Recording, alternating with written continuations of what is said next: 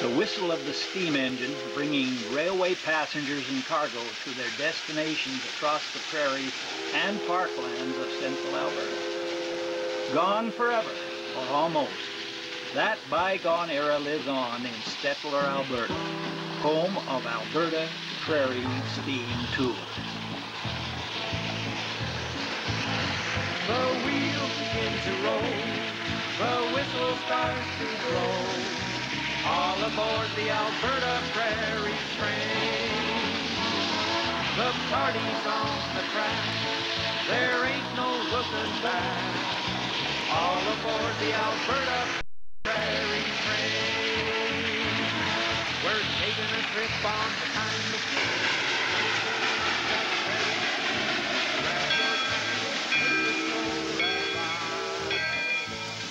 The fun begins the moment you step inside.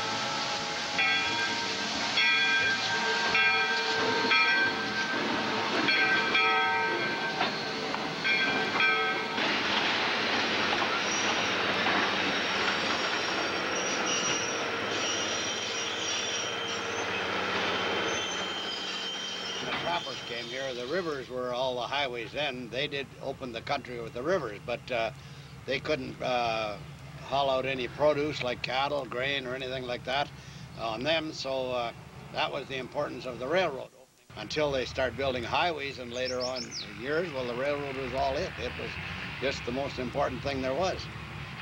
The railroad was an essential part of most of the towns in central Alberta because at the time of steam locomotives, they were the main source of supply. The groceries came in on trains, and everything came, well, most everything came on a train. A steam engine was alive, and the diesel was just a piece of metal. The diesel, you opened it up, and that's it. It was going to do exactly what it could do and nothing else.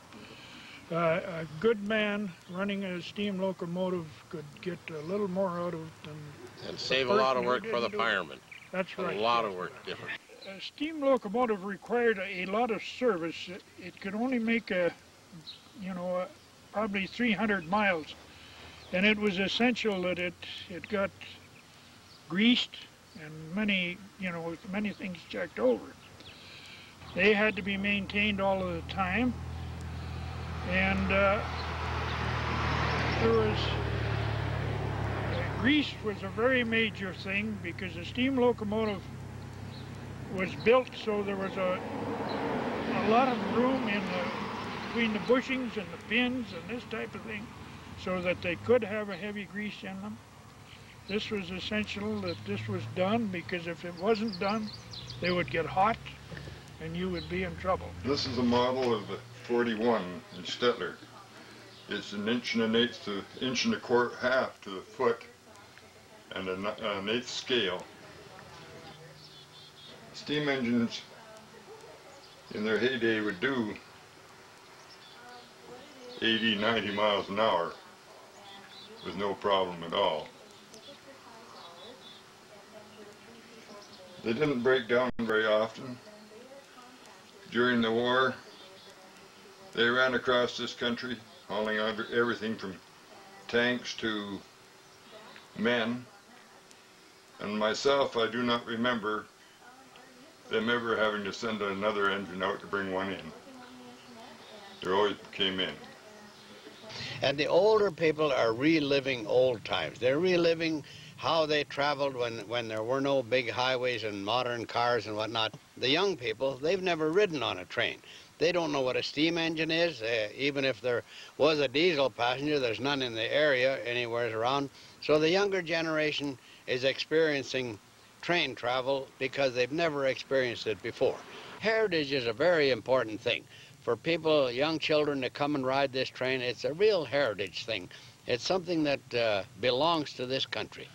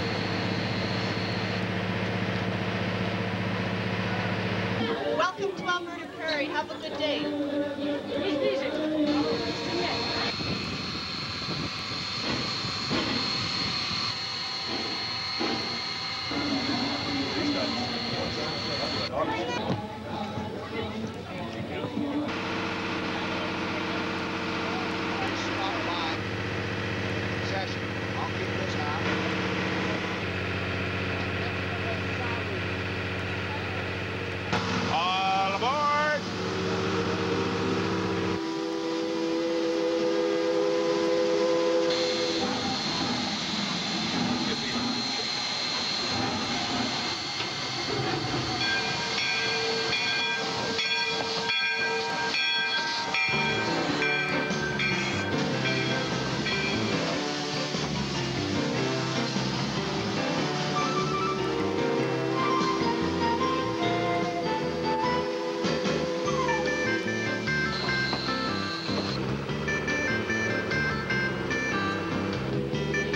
Ladies and gentlemen, welcome on board today's excursion.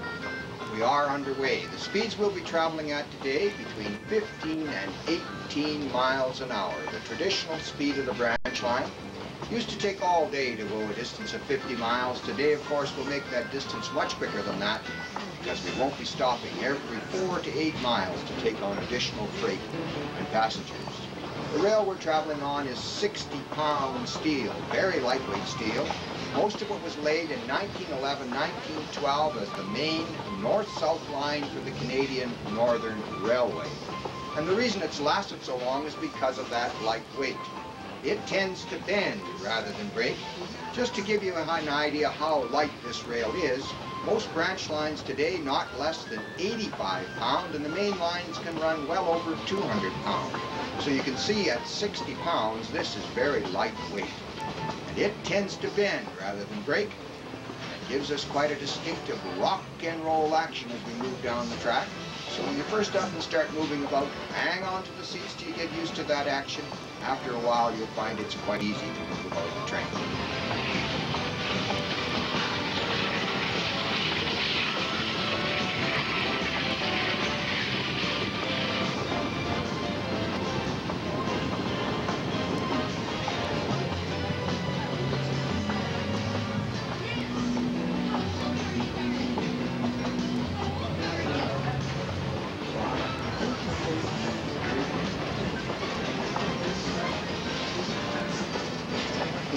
Ladies and gentlemen, your locomotive today, Engine 41, was built in 1920 using a 1918 design.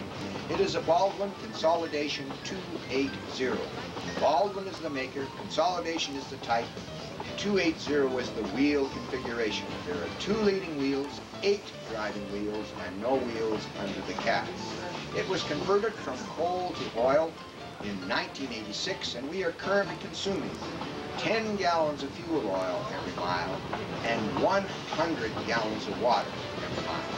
That's why we carry the big water car with us. Even on a relatively short trip like today, we'll go through the entire 4,500 gallons of water in the tender, well into the next 8,600 gallons in the water car.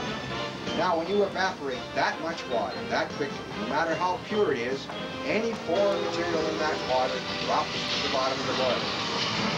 Don't clear it, eventually you'll foul your boiler. So you can watch for a great plume of steam coming out the boiler. That's the engine and fireman clearing what is known as the mud pipe.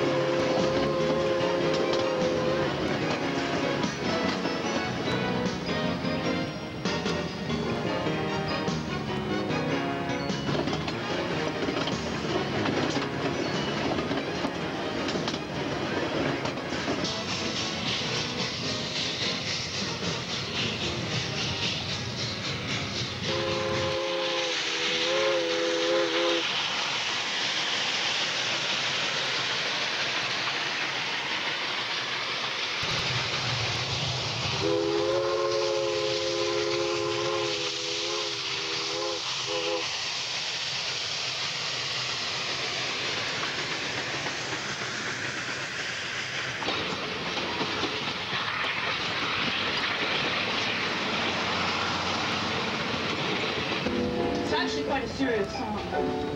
This is your verse. You took my kisses, kisses, kisses. That's very good. Verse 2. All of me, all of me. Why not take all of me? Why not take all of me?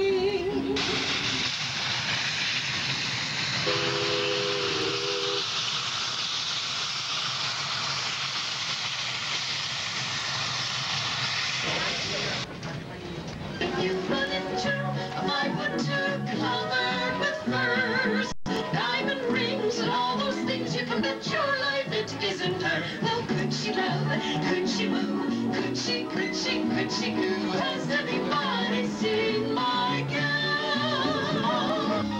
She's making eyes at me. She's awful nice to me. Well, he's awful nice. Especially the mustache. It's real, you know. I'm beside her. Oh, gee, that's go ahead now, give her a pull. Go ahead and check it out. Marry me, be my honeybee. Every minute she gets more. Now she's leaning on my shoulder more. She's kissing me. I've been working on the railroad all the little day.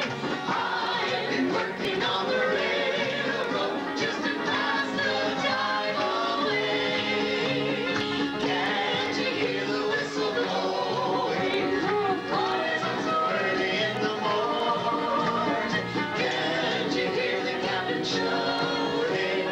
Time to blow your horn. Woo-hoo! Yeah! Steam's coming out of steam! Ladies and gentlemen, let's give a treat! Wow!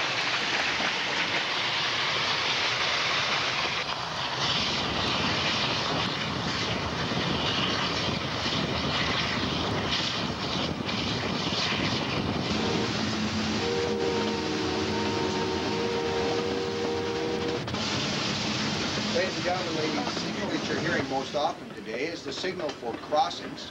That is 2 longs, a short, and a long. The last long must be sounded until the locomotive has occupied the crossing. If you're watching out the windows on the right-hand side of the train, you'll be seeing some white posts with a black letter on it. That is a whistle post. Within so many feet of that W, the engineer must start to sound the signal. 2 longs, a short, and a long. Earlier I mentioned that the piece of the railway car wheel that hangs down beside the rail is called a flange. Now, when you're looking at railway cars and the wheels particularly, take special note of the axle. It connects one wheel to the other solidly, and that axle can be 8 to 10 inches in diameter, very large. But the thing that's important is that the 2 wheels are connected together with a solid axle. Now, when you're driving your car or your truck, of course, the wheels either are not connected together, in other words, they're freewheeling, or they run through a differential, which allows the 2 wheels on either side of the vehicle to travel at different speeds in order to go around the corner. Now, the conundrum is, of course, how does a railway car go around a corner without skidding a wheel when the 2 wheels are connected together with a solid axle? If you look at the ends of each of these cars, you'll see a little inspection plate, and that's where the trucks are connected on a pivot point. These cars have either 4 or 6 wheel trucks, and those trucks turn at the ends of each car, which allows the car to go around the corner without bending it in the middle. If you look closely when we're going around the corner, you'll see that the car is actually not on the rail, just the wheels. The car will be way off. If the wheels didn't pivot, to try to go around the corner, you'd have to, of course, bend the car in the middle. So now, the answer, of course, is when you look closely at those wheels, you'll see close to the flange, the wheel is bigger around as you move than it is away from the flange. When you start to go around the corner, the train, of course, moves across the rail, centrifugal force, forces you up against the flange on the outside of the turn, a large part of the wheel. Inside part of the turn, of course, is on the smallest part of the wheel. So when you think about it, the axle can turn at exactly the same speed, outside wheel traveling further than the inside wheel. To stay in balance, the wheels don't skid.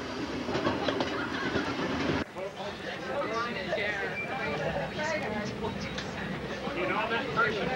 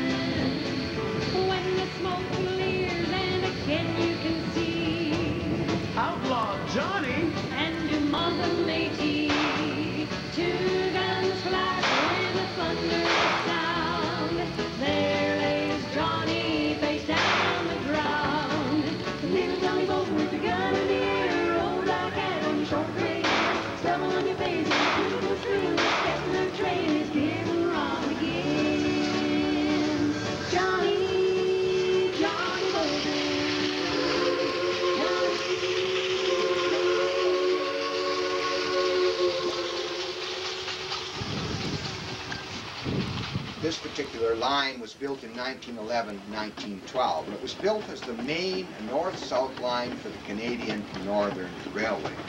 Back in those days, there were 3 north-south lines in the province. This one connected Lloydminster through Vermilion to Calgary with a branch line to Edmonton. The other 2 lines connected Edmonton to Calgary directly, the Grand Trunk running through Alex, and the Canadian Pacific as it does today running through Red Deer. After the amalgamation of the Grand Trunk with the Canadian Northern to form the Canadian National, this became a branch line within the CN system and remained so until 1986. And that year was taken over by a company called Central Western Railway Corporation, the very first federally chartered short line railway in Alberta. That, of course, allowed for the operation of a steam train within Alberta. You have to have a kind of a private line in order to do that. Now, recently, this line became uneconomic as a result of the disappearance of the Prairie Elevator, the abandonment of the Crow Benefit, and the changes in the grain handling system, and Central Western put it up for abandonment. Fortunately, a group called the East Central Alberta Heritage Society, a local charity, took over this section of line, a piece from Stettler to Big Valley with rail on it, and the rest of the line without rail. therefore preserving a place in which Alberta Prairie could run.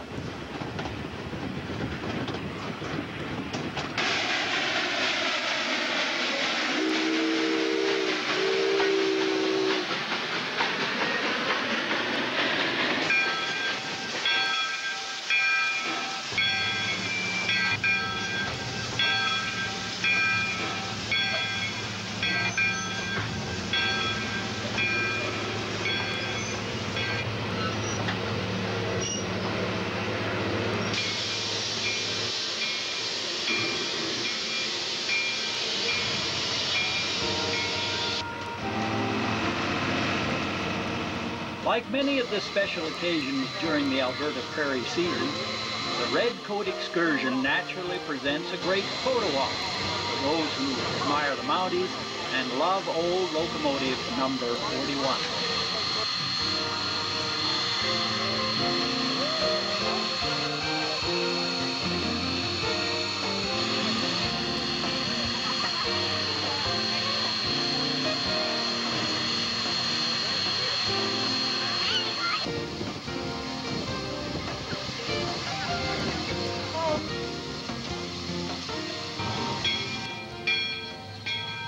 Railroad station here was a Canadian Northern second-class station. It opened up in 1911. And it remained that until Canadian Nationals amalgamated with them, and then it closed here in about, I believe, 1985. From Stettler to Big Valley, it's 22 miles. Good. Occasionally, Canadian National 6060, affectionately known as Bullet Nose Betty, takes over the chores for Engine 41. This 93-foot giant has an operating weight of 637,540 pounds. Assembled in Montreal in 1944, she was retired in 1959. But on a few weekends during the excursion season, she cheerfully chugs between Stettler and Big Valley, to the delight of Alberta Prairie passengers, young and old.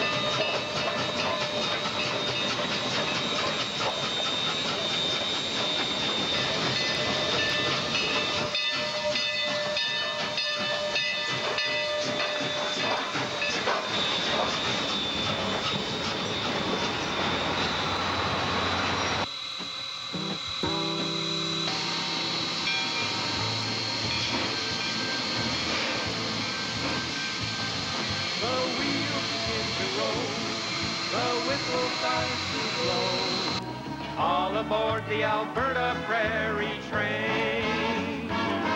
The party's on the track, there ain't no looking back. All aboard the Alberta Prairie train. We're taking a trip on the time machine, so turn up that prairie scene. Grab your friends, take it for a ride. The fun begins the moment you step inside. This old girl's starting to go, throw on another lump of Whether it's coal, during the rich green of a central Alberta spring, the bright red and white of the flag-draped Engine 41 on July 1st, Canada Day, or the rich yellows and golds of fields and forests as the Alberta Prairie Steam season reaches its colorful autumn climax. Passengers of all ages enjoy the trip back through time, back through that bygone age of steam.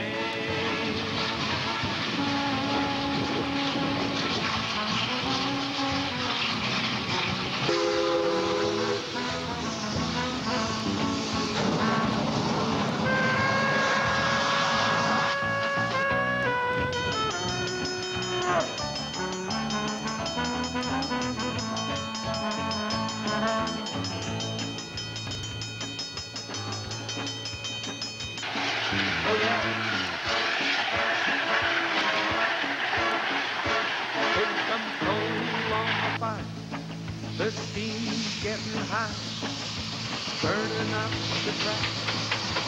All aboard, there ain't no looking back. The wheels begin to roll, the whistle starts to blow. All aboard the Alberta Prairie train. The road keeps on the fire, we'll meet every desire. All aboard the Alberta Prairie train. The whistle starts to blow. All aboard the Alberta Prairie train. The road keeps on the fire, we'll meet every desire. All aboard the Alberta Prairie train. The whistle starts to blow.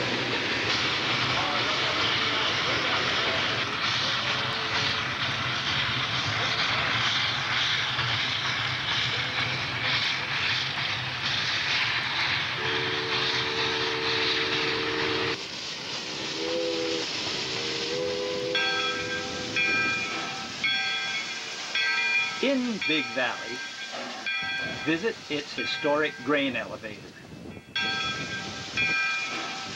The remains of the roundhouse that once was the center of a very busy rail yard. Or visit St. Edmund's Church, beautifully restored and watching over the entire town.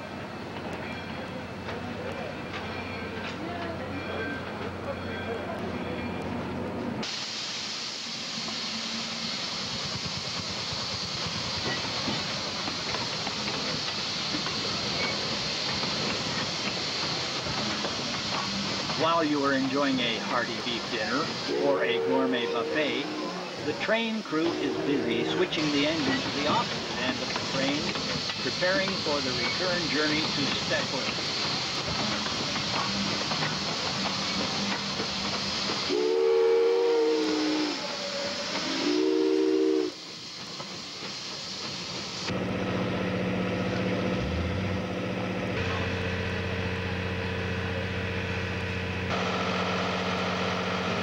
As you await the conductor's call, all aboard, more great entertainment helps top off a memorable day here with Alberta Prairie Steam Tours.